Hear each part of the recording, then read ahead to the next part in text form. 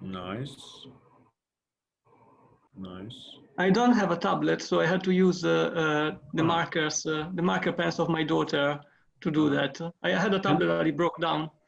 So how did you make this file?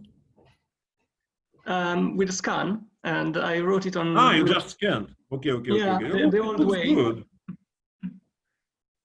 It looks good. Yeah, I have a tablet, but I'm learning.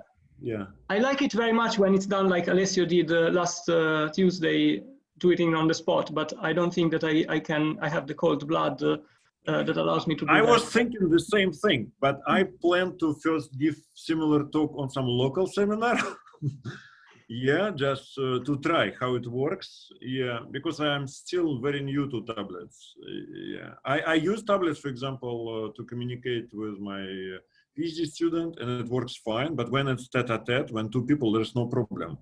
Yeah, but when it's many people, I would prefer slide. But okay, so let's wait maybe one more few seconds. So people are joining. I see people are joining.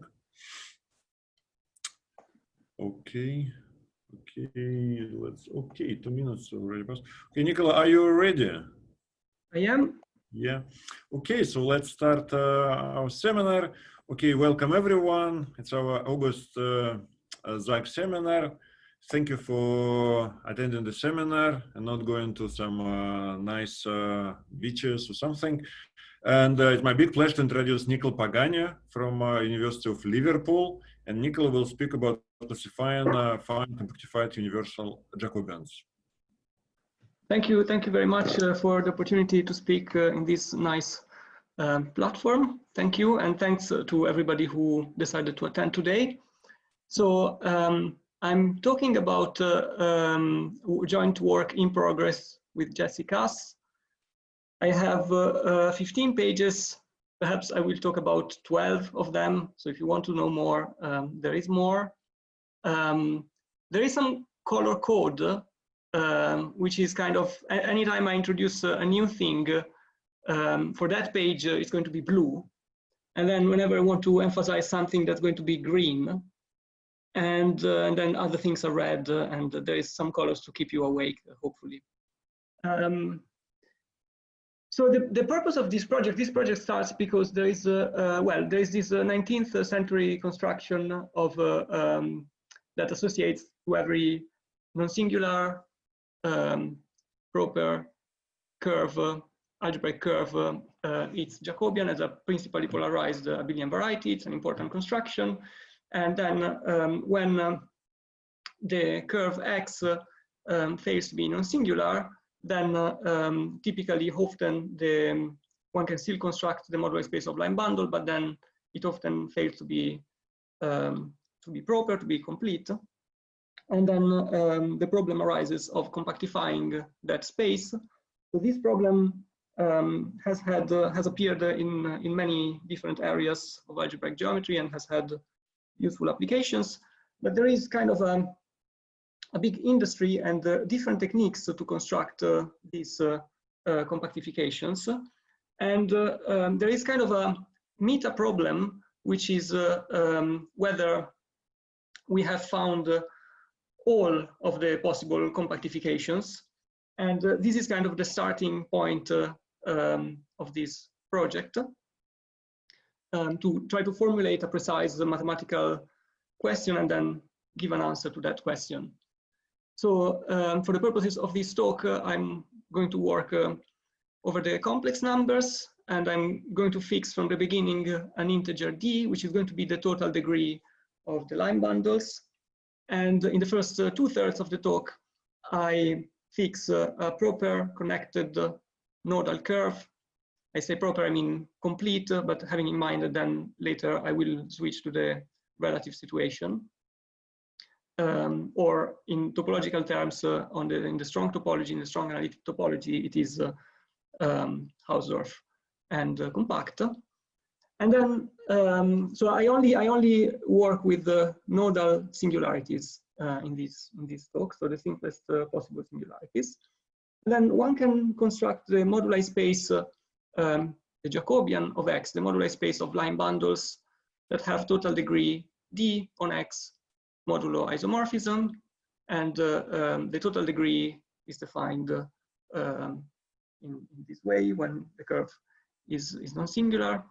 And so this moduli space is often not of finite type and often not universally closed. For example, when the curve X consists of two components, and I will use this as a guiding example later. So a curve that consists of two components meeting two non-singular components meeting at two nodes, then one easily sees that the Jacobian is not of finite type because the total degree can distribute in infinitely many ways on the two sides. And it's also not difficult to see that it's not universally closed because if, for example, we are in degree -1, the ideal sheaf of a point, of a non-singular point, the point tends to the node, then the ideal sheaf of the node will fail to be locally free. So a natural way to compactify this moduli space is to enlarge in some sense, compactify in some sense, is to enlarge the objects that we are considering, and not only considering line bundles, but considering possibly degenerate line bundles. And so I think that it's a very natural thing, but the first to raise this idea were Maya and Mumford, I think in the 50s, might be wrong there. So and suggested to look at sheaves that are rank 1 and torsion free. Just that then in order to be able to actually construct a moduli space, another condition is required, namely that we look at rank 1 torsion free sheaves that are simple. In other words, whose automorphism group is simply rescaling by one scalar. So the automorphism group of those sheaves is simply C star. And their total degree is kept the same for the purposes of fixing one connected component of this moduli space. So this moduli space was constructed by Altman and Kleiman in the 80s, and it's not difficult to see that the previous one is contained as a dense in this one. And then later, well, they constructed it, and then later as an algebraic scheme, and later Steves proved that this scheme satisfies the evaluative criterion for being universally closed.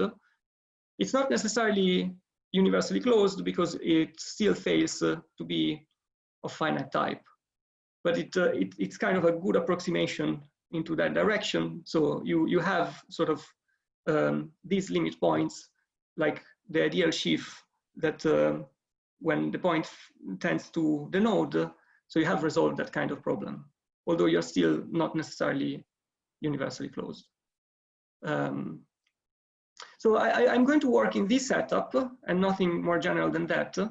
There is other ways to construct compactifications of the Jacobians. In some cases, for example, by replacing the original curve itself. But I'm not going to deal with that. I'm sticking to this kind of framework. And so one definition that we give, which we think is quite natural, is we define a fine compactified Jacobian to be a connected open subscheme of that big, large moduli space, which fails to be separated, that is proper or complete. So usually the word fine for Jacobian refers to the fact that to the existence of a Poincaré or a tautological sheaf. Here we just define it in a purely kind of topological manner. So in these cases, one has that Poincaré sheaf, but that's not going to appear or to play any role in this talk. Is there any question so far? Not in Zoom, or not in chat, but so all clear. Okay, so then I'm going to think about this definition and test it against the example that I raised before. So I take a simple curve consisting of two components, both of genus 0, non-singular, meeting at 2 nodes. And then I have that the moduli space of line bundles is, as in the picture, in the blue lines.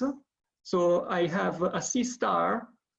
So I mean, first of all, I have the Jacobian of the normalization is trivial because the normalizations consist of two rational, non-singular rational curves, and then I have that the by degree, so the degree of a line bundle on this curve on one or on the other component. So there's like infinitely many possibly such by degrees coming to D, and so a line bundle of a fixed by degree on such curve is parameterized by C star.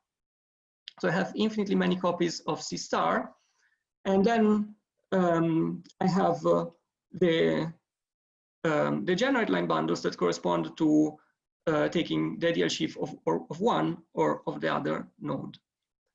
And I have like given a picture of those in red. For example, if we look at the ideal, because so if I look at the ideal sheaf of a point on one component, then I can degenerate it, as I said before, to the ideal sheaf of the node, and that will allow me to bridge to the other component of the moduli space of line bundles. So these points kind of sit in between the moduli space of line bundles of a fixed by degree. One thing that is not there is the ideal sheaf of both nodes, because that would fail to be simple. The ideal sheaf of both nodes simultaneously, I would be able to rescale one or the other with two independent C stars. So because I'm looking only at simple sheaves, that's not appearing in the picture. And then obviously the ideal sheaf of the node can also be twisted by degree, and then it appears in infinitely many red dots. And so if one looks at the definition, then one can try to think what kind of, and I hope that the picture speaks for itself. So if I have this point here, this point is in the closure of this component, but it's also in the closure of that component, and so is this point. And then one can try to construct, to think at what are all the possible ways of taking something inside here that is open and at the same time proper. And it's not too difficult to see that, well, one could start by this and then taking that point, then one could like go this way and continue like that, but that would create something that is of infinitely many copies, so it would not be of finite type. So that's not really possible. I mean, the only way to do that is to take two consecutive by degrees and to join them up with the red dot that is in between. And like another way to give that picture is that the thing that one obtains after the gluing is the curve itself, which is not surprising because we started from a curve of arithmetic genus 1. We expect a fine compactified Jacobian of that curve to be the curve itself. Right, so this was my example. And then in the rest of the talk, I would like to explain how one can classify combinatorially these kind of objects. And so there is a combinatorial counterpart to this that now I'm going to explain. And again, if there is any question, feel free to raise it. Sorry, can I ask a question? Do you need also dense? Because otherwise you could choose only one of the two components. But if you choose one of the two components, yeah, so what do you mean? So if you choose one of the two components, I'm saying in the definition of fine compactified Jacobian. But if you take one of the two components, it's not open then. Because like if right, you take a neighborhood of that point, that also has, so if you take a neighborhood of that point, that will also take on some part of the other line. Okay. Does that clarify your question? Maybe, yes. Okay, thank you. So you need it to be proper. So if you take one line, you need to take a red dot, the two red dots. Right. But once you have the red dots, you need it to be open. So you need also to take something on the other side, because like if you take the ideal sheaf of this point, that ideal sheaf will bridge between two different pi degrees. Okay, thank you. Okay. So I'm now going to introduce a series of combinatorial things that will require a little bit of focus and concentration. They will play an important role in the following. So one thing is that I'm going to call I the set of irreducible components of the curve X, and I'm going to call N the set of nodes of X. And so one of the things of the combinatorial data that will play a role is the collection of nodes where a given sheaf fails to be locally free. And I'm going to call that set N of F. Well, I mean, I haven't observed yet that, I mean, the points where the stalk of a sheaf in J bar big has to be, can fail to be locally free, has to be a node, but that's because F is required from the beginning to be torsion free. So on a non-singular point, it has to be locally free. In other words, the set of points where it fails locally free is a subset of the set of nodes. And then, as I observed in the example before, if I remove the set of nodes where the sheaf fails to be locally free at, then the curve remains connected. And that's because the sheaf is simple. So if removing that set of nodes disconnected the curve, then I could act on both components by rescaling by a C star the sheaf. And these two independent C stars would be automorphisms of the sheaf, and so the sheaf would fail to be simple. And then, so the main information that says whether or not the main information of the sheaf rank 1 on the curve is given by its multi-degree. And there is a couple of different ways of setting that up. The way that I am going to choose is that I'm defining, so the multi-degree is going to be a function on every irreducible component that is integer valued. And the integer is going to be given in my choice by the degree of fxi, which for me means the restriction of the sheaf f to the component xi. That restriction may fail to be torsion free, may pick up torsion at the nodes where the original f fails to be locally free at. So I'm taking the maximal torsion free quotient. So this operation will change the total degree in the sense that if I now sum all these numbers, I don't get back d. What I will get back is d minus the set of nodes where the sheaf fails to be locally free at. So if f was a line bundle, then the sum of the component vector of the vector is going to be d. Otherwise, it's going to be smaller than d, depending on how many nodes the sheaf fails to be locally free at. And the reason why I introduced all this is that the set of nodes where the sheaf fails locally free and the multi-degree are all that one needs to know to determine whether a given sheaf belongs or it does not belong to an arbitrary fine compactified Jacobian by this proposition. So if I have two sheaves in J bar big, as I said, they have the same singular set and multi-degree, then one is in the compactified Jacobian in a given fine compactified Jacobian, if and only if the other is. And that's so that this proposition is what makes everything combinatorial. So now to go from the different collection of fine compactified Jacobians and to retain the combinatorial information, basically the operation is this arrow is the operation of taking the multi-degree of all the elements that were invited to the compactified Jacobian. It's convenient to do that in a sort of an organized way, so not just take them all just like that, but to also keep track of the set where each sheaf pays to be locally free at. So I define for every, so I define this in blue, sigma j bar of m prime.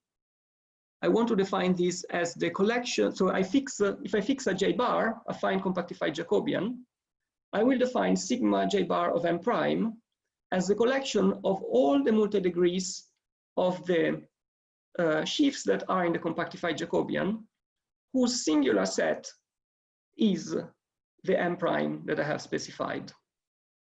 So for example, if I take an m prime that disconnects the curve, then I know that there's no element already in j bar big that has that singular set. So I know that if I take n prime that disconnects the curve, this set is going to be empty. Otherwise, this set is going to have a certain number of elements. More on that later. But so then this gives a rule that for every m prime associates a set of admissible multi-degrees. And this is the rule that permits to go from the collection of fine compactified Jacobians to a set of stability conditions, a combinatorial set that I still have to define. And so the idea is that here I want to say that there is a bijection. One arrow is given by taking multi-degree. The other arrow is given by constructing the moduli space of stable object with information that is given by the combinatorial datum. So this is something that I'm going to explain in the next couple of slides. So exactly, so now I want to explain, so in order to explain that, I would like to give a place for this collection of multi-degrees to live in. And so that place will be given by this definition.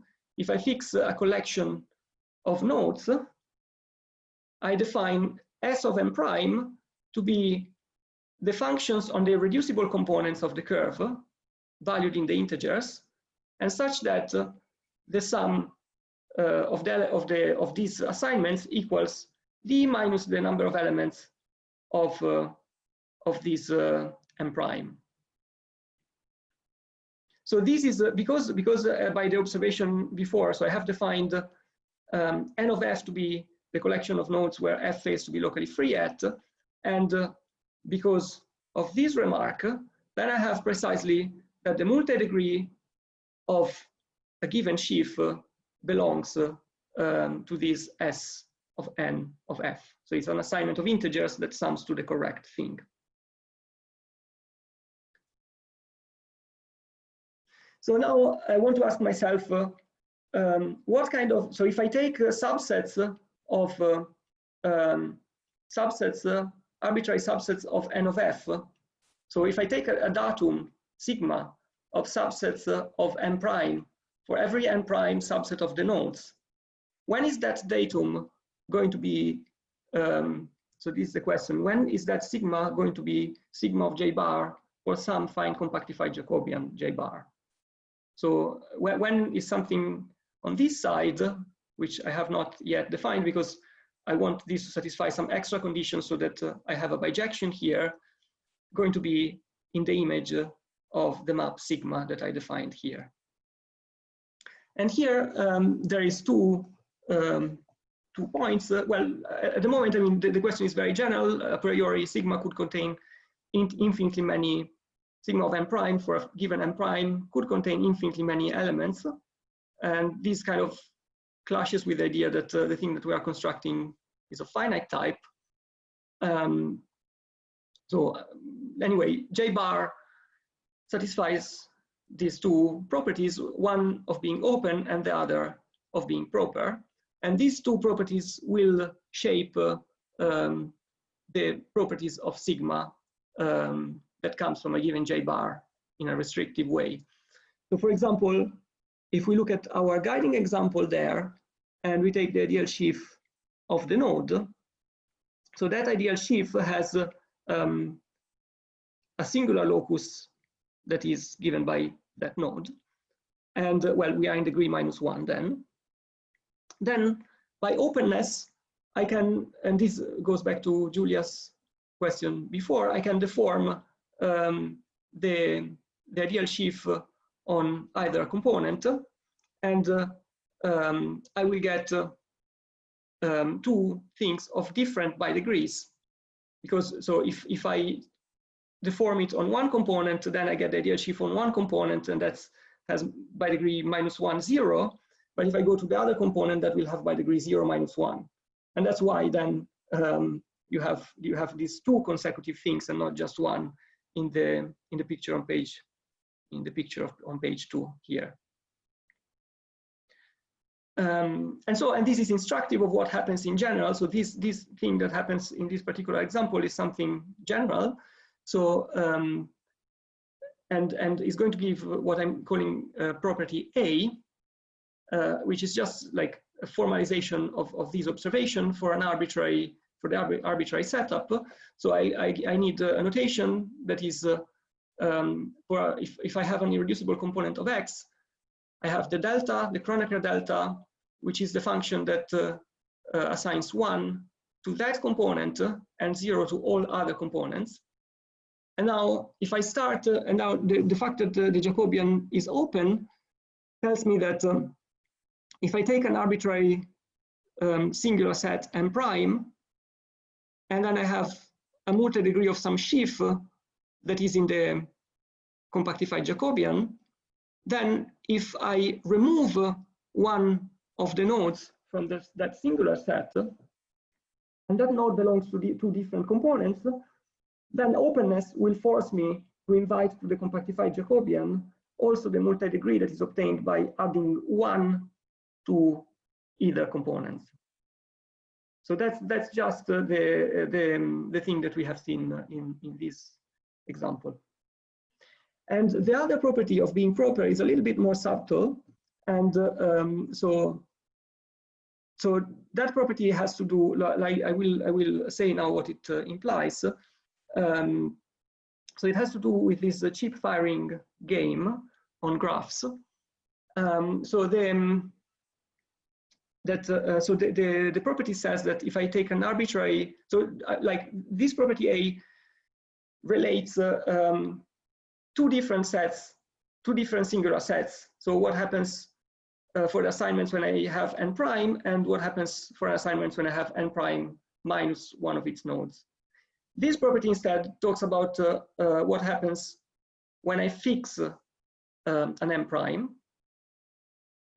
And the property says that the assignment, so I can look at this set of assignments, of multi-degrees that have, of sheaves that have m prime as their singular locus. So that's a subset of S of m prime. Remember, S of m prime is just the functions that sum the correct thing on the components. And I want that subset to be a complete set of representatives for the chip firing action. So there is an equivalence relation on, one can define an equivalence relation on this set of integer valued functions with fixed total sum. And that equivalence relation is given by the chip firing game, which I'm now going to explain. And now what I'm requiring is that sigma contains precisely one element for each orbit of that equivalence relation. So explaining formally the chip firing game is going to be a little bit, I mean, it's a bit difficult, but it's not a complicated thing. So the chip firing game, which I'm going to play on this curve, removed one node, m prime, which is this one. So the game is played by assigning dollars or chips, which could be negative, on each irreducible component of the curve. And the game is played by firing, so in this case I have assigned, like in green, these values that one imagines as dollars or chips. I accept that they can be negative. The chip firing game is played by shooting from one irreducible component. And then when you shoot from one irreducible component, you shoot out the dollars to every adjacent irreducible component. So you have no choice. When you shoot from Y, then these $5 have to be distributed one each to for each node transmitting to another component. So this is going to give $1 to this component, $1 to this component, and $2 to this component. 2 because this component is connected by means of 2 nodes to Y. And so the result of firing from Y is going to be this one, if I'm not mistaken. So this thing, so why, I mean, this thing is a bit mysterious at this point. So this has to do with the fact that on a family, if the total space is smooth, on a family over a one-dimensional scheme, tensoring a line bundle by the ideal sheaf of one component will not change the family of sheaves except on the central fiber. So having more than one representative for the chip firing game would spoil separatedness of the moduli space. And a similar discussion for properness. You need to have at least one of those in sigma j of n prime in order to have the moduli space is universally closed. I thought that I would show that for people that don't know about that, that there is, oops, sorry, these private things, but there is a website where you can play the game, the chip firing game, on a graph. So this is like on a graph instead of on a curve. The game that is played here is like shooting from every vertex and trying to make, so the purpose of the game is to try to make every vertex to be not in debt. So to have that every vertex has a non-negative assignment. Yeah, you can do that. I'm not very good at it. But that has to do with the Riemann-Roch theorem for graphs. So we were here. Any questions so far? Not in the chat. So let me make a question. Oh, Yes? hello, Eduardo. Hi, Nicola. So this criterion for properness is actually a criterion for separatedness, and properness comes for free? Well, so I'm asking that it is a complete set of representatives. So I contain exactly one. I contain no more than one and no less than one. But if J bar were simply separated, would that come as well as a consequence? I don't understand the question. So what if you require J bar. So if I ask J bar to be only separated, yes. Would I only have a smaller would you than or get equal to B, 1? Would you get B as well? No, I don't think so. I think I would get that I would have I would have at most one. Instead of having a complete set of representatives, I would have at most one. Okay, I see. Okay, thank you. Thanks for your question. Any more questions?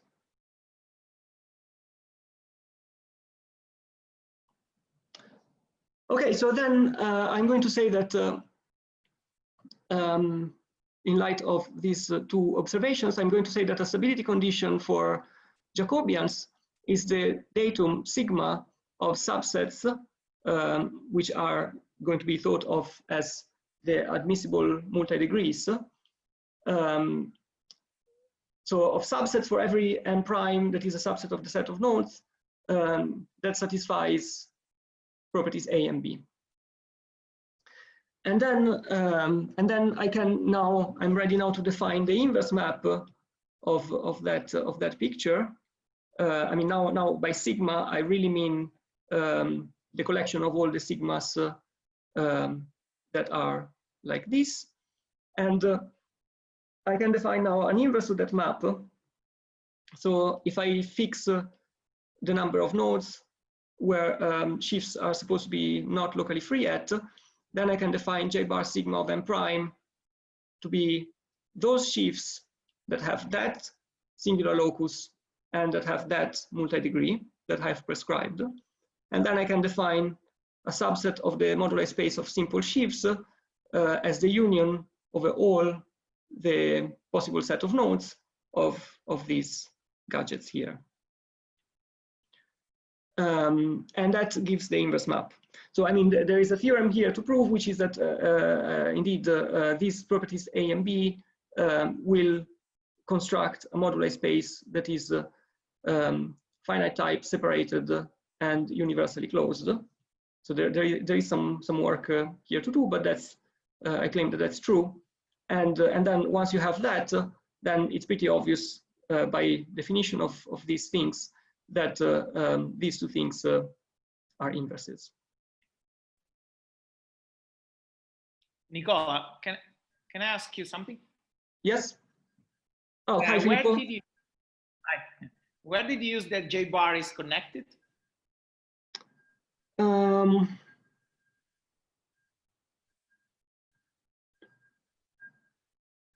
Where did I use the J bar is connected?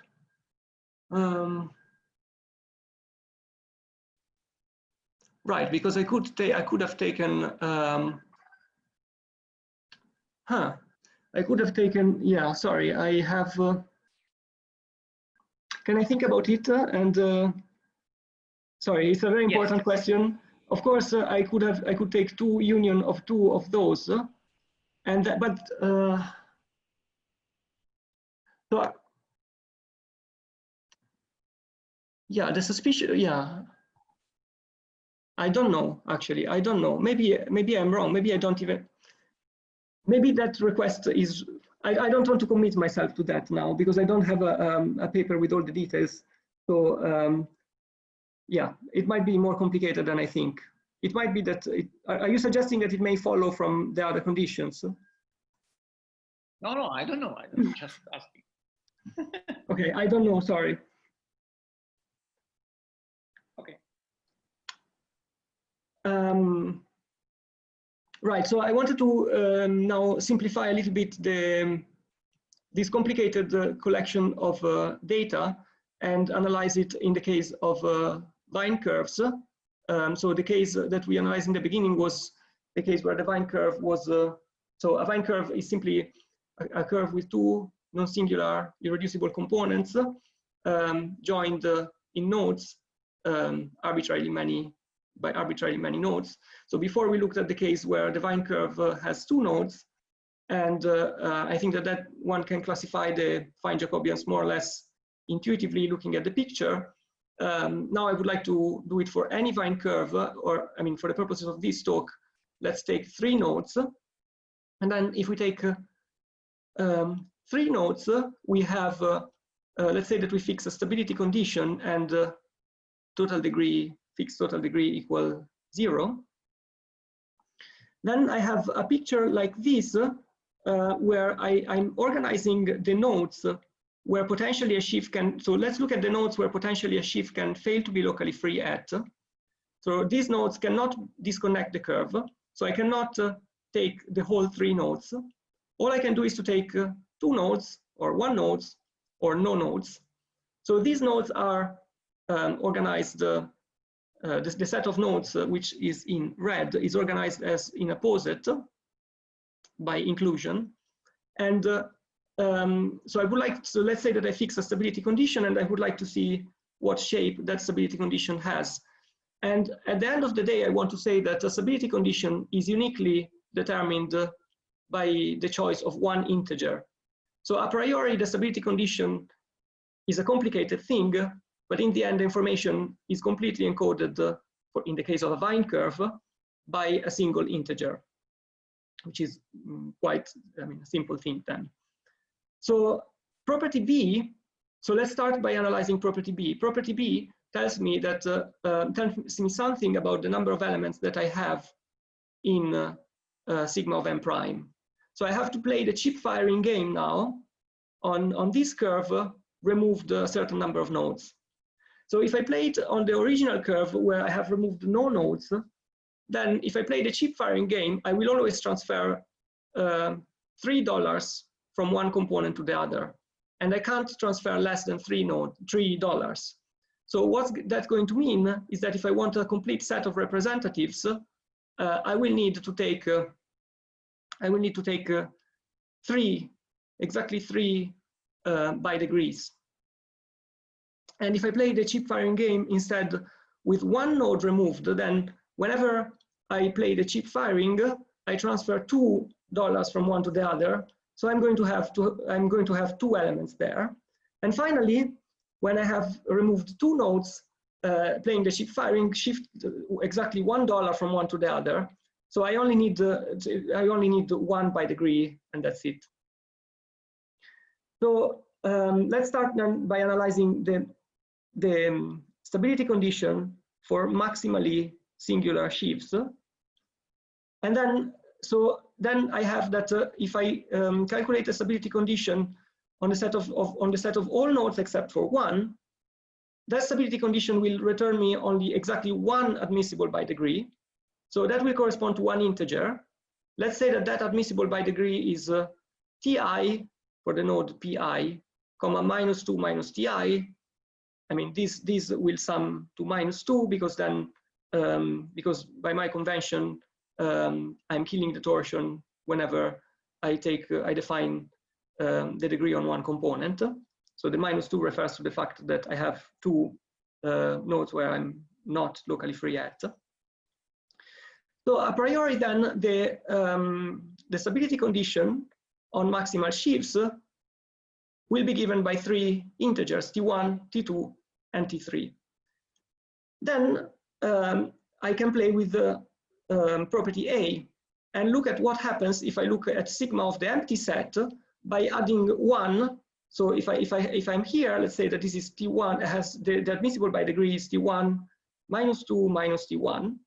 And then when I want to go there by the property A, I have to allow myself to add 1 on both components in both ways.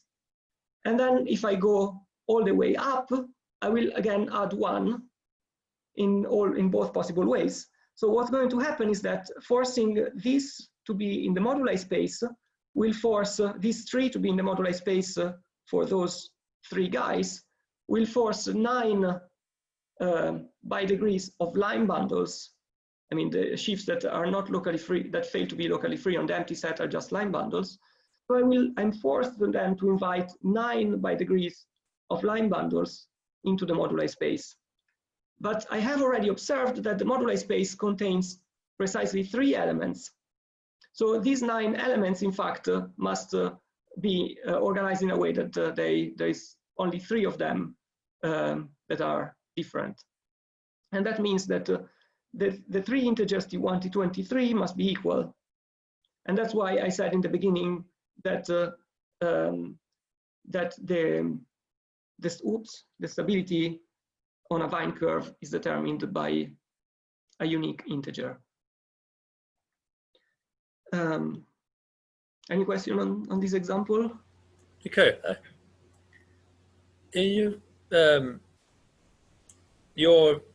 One of your examples where you're removing the middle node of the 3. Isn't that not disconnect the curve, and could it not cause problems? No, that's just a feature. Yeah, maybe that's just a feature of the picture. But sorry, the curve is still connected via this node. I mean, yeah, it looks here disconnected, but really these 3 nodes. I mean, these are complex curves, so you have these 3 nodes that are pinching the two components of the curve together. You remove 2 of them, you're still connected by the other. For the one above it. Sorry, this one. Yeah, the one. Yeah, that one. But it's the same. Now I have 2 nodes that, okay, yes, so this, again, it's the same kind of thing. So here, it seems like this node is disconnecting the left from the right side, but that's not the case. I mean, this upper curve is still a connected curve, and so is the lower curve. I mean, it's just a feature of the real, the fact that I'm not drawing a complex picture, but a real picture of the whole thing. Okay, thanks anyway. Okay, so now, so this is one of the slides that I thought I would not discuss, but the feature that happens here, where like what, so this example is quite instructive, although it's quite simple as well. One thing that remains true, I mean, one thing is that one could think like let's assign the bidegrees of the maximally degenerate sheaves, and let's see what happens. And I mean, sometimes assigning the maximally degenerate sheaves gives a compactified Jacobian. Sometimes it doesn't, because playing the game will return too many things. Like in this example, you really need to choose the bidegree to be always the same to begin with. If you don't, then you will always get something that is not a compactified Jacobian. So this feature is general. I mean, if you assign and this is a combinatorial argument that I outline in this slide. If you assign the multi-degrees on of the maximally degenerate sheaves, then maybe there is no compactified Jacobian that has those as multi-degrees. But if there is one, there is at most one. So yeah, this is one of the few things that I can say in general about the about simplifying this combinatorial problem. I cannot say much else, and I think that in general it's an interesting problem to do the same exercise that I've done for Wien curves for an arbitrary curve, like to try to simplify this complicated set of stability conditions into something more manageable. So in the remaining 15 minutes of the talk, I wanted to say something about families instead. And so then I'm going to replace everything that I said in the beginning for an arbitrary nodal curve with a family, a proper flat family of nodal curves on a connected base scheme S. And so I'm going to give exactly the same definition for a fine compactified Jacobian. So now I have the moduli space of simple sheaves for the family. And yeah, I still have to think a little bit about connected. Let's leave it there. It may, let's leave it there for now. And and then similarly, I can define collection of stability condition to be simply the same thing that I defined before, but fiber-wise.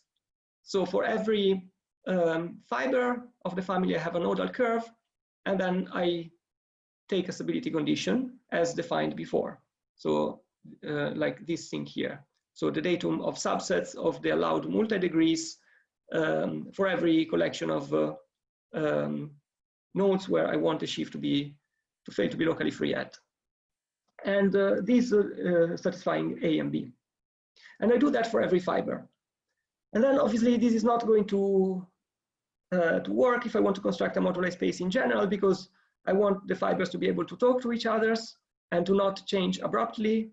So what I need is some kind of compatibility with the smoothing for these combinatorial data on every fiber, which again are quite involved to write down precisely, but the intuition is pretty clear. So if I have a family over, and I have that the degenerate, the central fiber splits. So the general fiber, say, is made of 2 components, and the central fiber splits in 3 components, and the red thing is the persisting node on the family.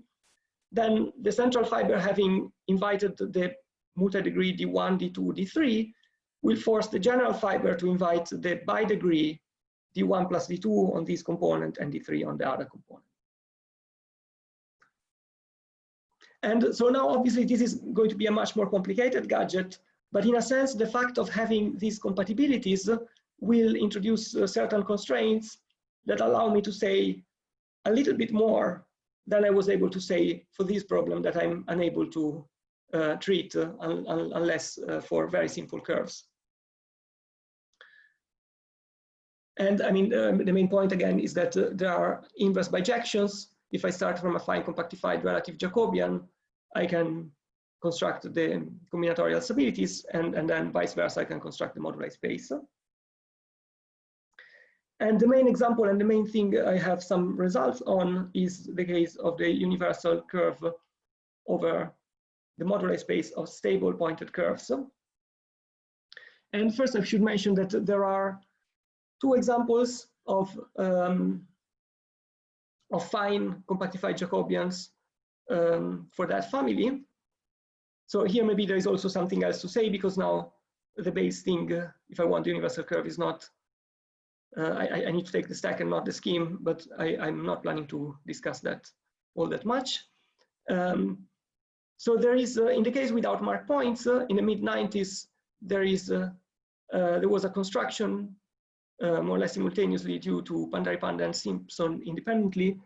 And the construction was to look at pairs C, F, where C is a stable curve and F is stable with respect to the, is the slope stable or P stable. These two notions are equivalent for nodal curves with respect to the relative dualizing sheaf. Oops.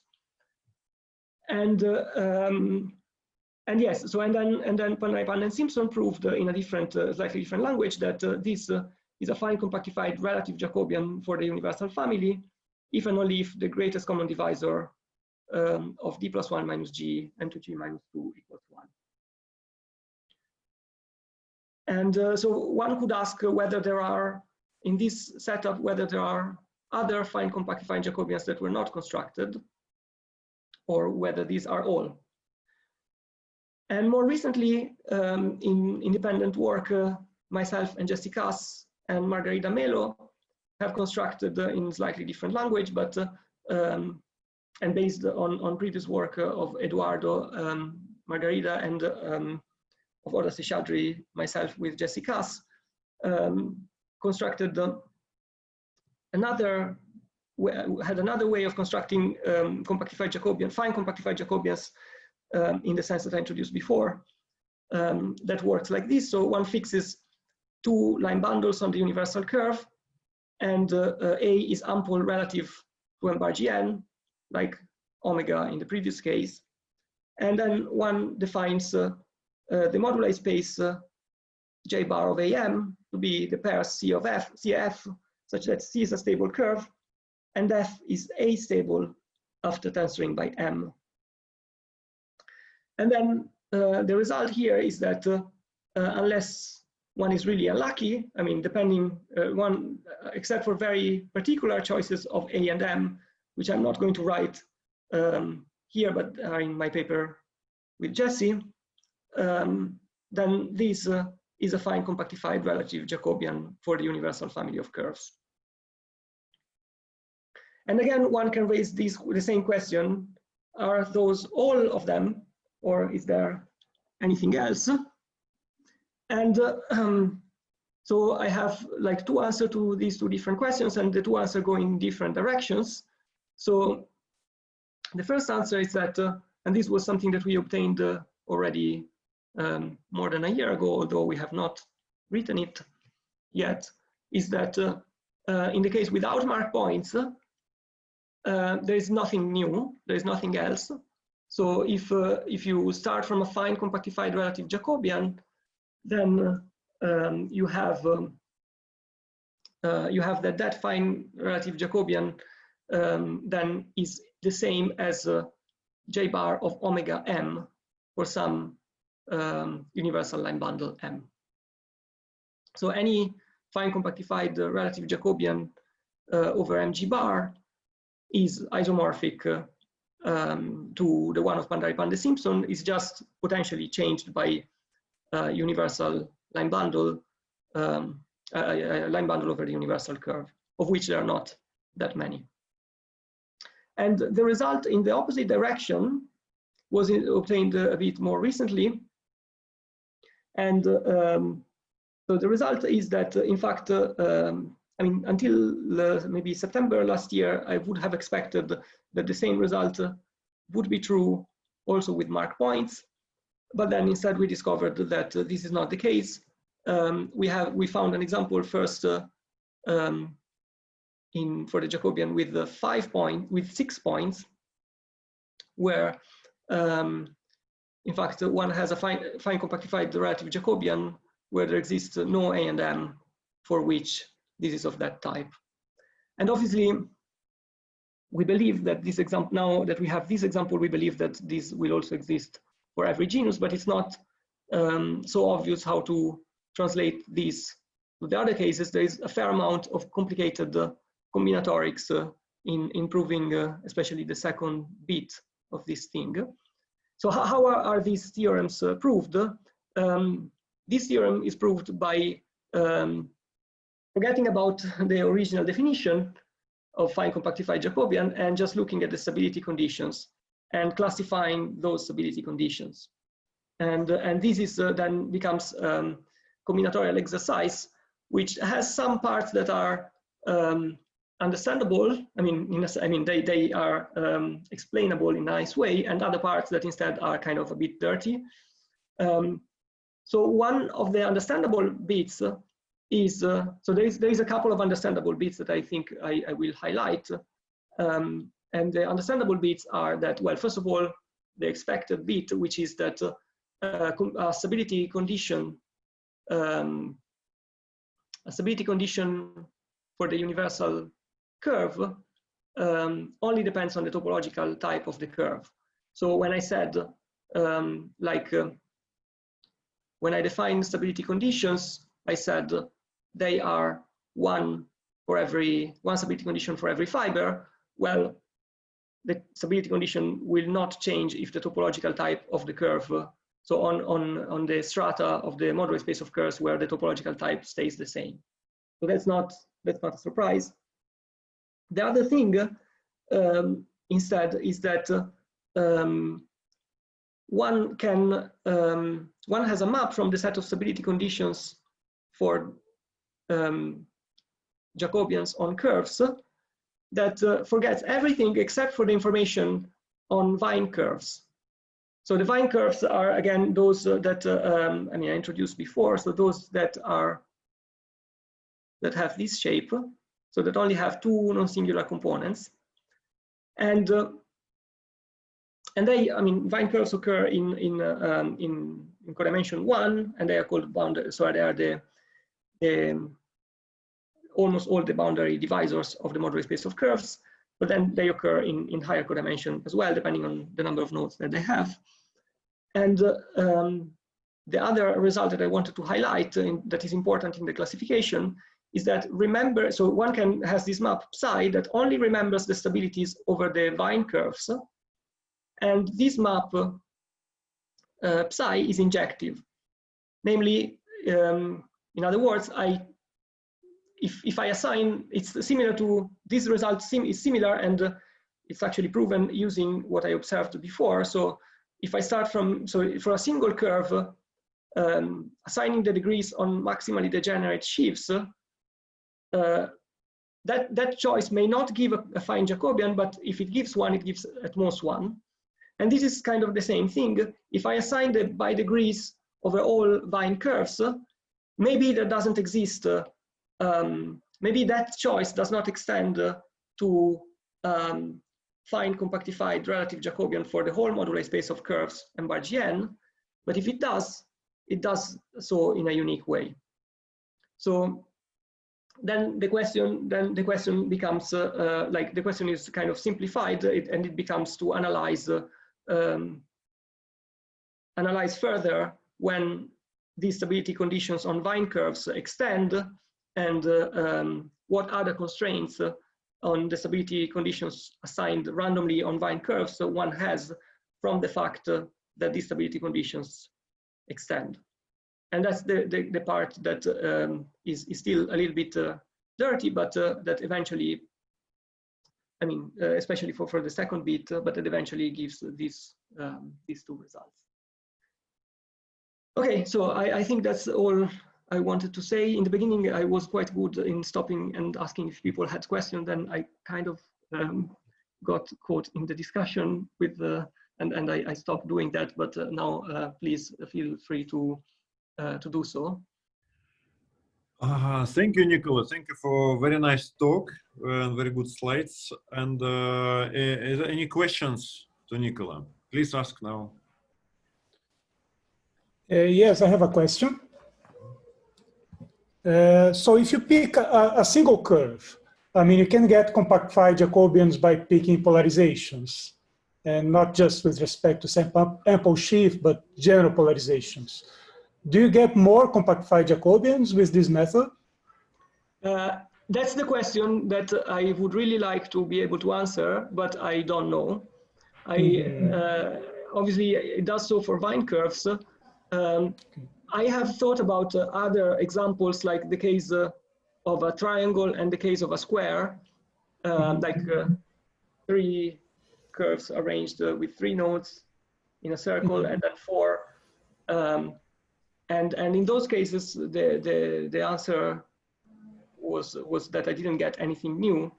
Those are very simple examples. It's quite difficult. I mean, to work out. I mean, I don't know. For example, one could think that exotic examples may appear when you have a graph that is not planar or something. I mean, I don't know. I'm just making it up. But then the thing becomes. But I think that's so. Of course, if the answer to that question is affirmative.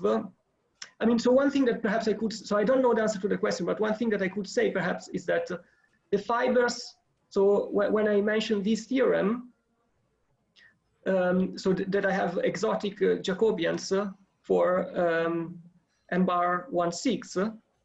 So those exotic Jacobians are exotic, but not in the sense that you are asking. So the fibers are all Jacobians in the sense of numerical polarizations. It's just that those numerical polarizations don't fit together, but individually they are of that type.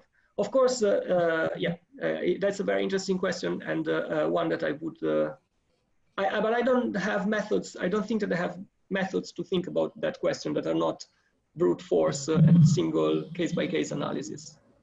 Yeah, I was thinking of Filippo's question as well. And if you could pick 2 different polarizations that are far apart, you can get a connected union of compactified Jacobians, disjoint union, non-connected, sorry. But I think that fails B, because you have 2 representatives for the same class of the chip-firing game. Yes, I agree. Yes. Yes, and maybe that maybe already fails separatedness, or can you do that example without failing separatedness? No. It's a non-connected union, so it's separated. It's compact, separated. But yeah, I guess you get 2 representatives for a given class in the chip-firing game. Yes, yes, that's for sure. Yes, so that then maybe then the question becomes more on the details of that proof. Right. Yes. Technical. Yeah. Which I'm happy to dodge for the moment, but thanks for. Okay, thank you. Yeah, more questions to Nicola? Hi, can I ask a question? Yes. What will be the fine compactification of fine compactified Jacobian for irreducible nodal curves? So yes, so sorry, I should have mentioned that perhaps before, but yes. So in the case of irreducible nodal curves, then there is nothing to say. I mean, my combinatorial stability will not. I mean, there will be a unique combinatorial stability, and there will be a unique compactified fine compactified Jacobian. So yeah, so then the question perhaps is, I mean, because so in this talk I have talked about the stability conditions. I have not talked about what the compactified Jacobians are. So in terms of stability condition, the case of an irreducible curve, at least in the nodal case, is very simple. And then the compactified Jacobian will be like a compactification of the C star band of the C star to the n bundle, where C star to the n is n is the number of loops that you have the number of nodes that you have in that curve. So will that just coincide with J bar big? Sorry, say again? So that will that compactification just coincide with torsion Yes. free rank one? Yes, it will be. Sorry. Yes. Okay. Yes, every sorry, I should have said that as well. Every sheaf is going to be automatically stable. Thanks. Thank you. Can I ask a question? Yes. So when in the exotic examples, what kind of space is this thing, this relative compactified Jacobian? It's not projective over the base, is it? So you want to know if that if that compactified Jacobian is projective over the base. Is that what you're asking? Yeah, yeah.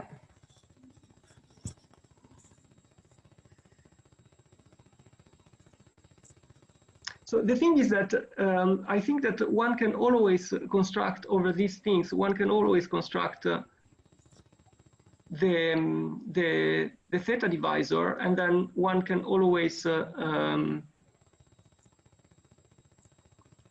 I think that one can always use the Poincaré or tautological sheaf to construct the theta divisor, and then prove projectivity. But we have not. I have not done that, so I may fail to.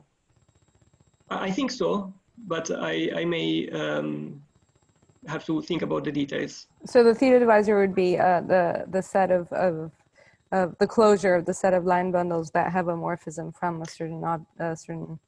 Well, I think that there is. I mean, that's maybe valid.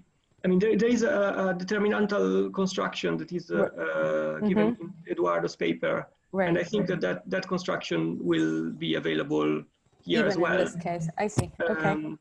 And it's just that it relies on the existence of the Poincaré sheaf, and I think we have that. So I think that will be projective. Okay, thank you. Okay, any other questions to Nicola? Okay, if not, let's thanks Nicola again. Oh, not again, just first time. Yeah. And thank you all for coming, and yeah, thanks. Thank you. Okay, I will. I recorded the video. I will upload in 1 hour. Yeah. Thank you. Okay, thanks everyone. Bye. See you next week.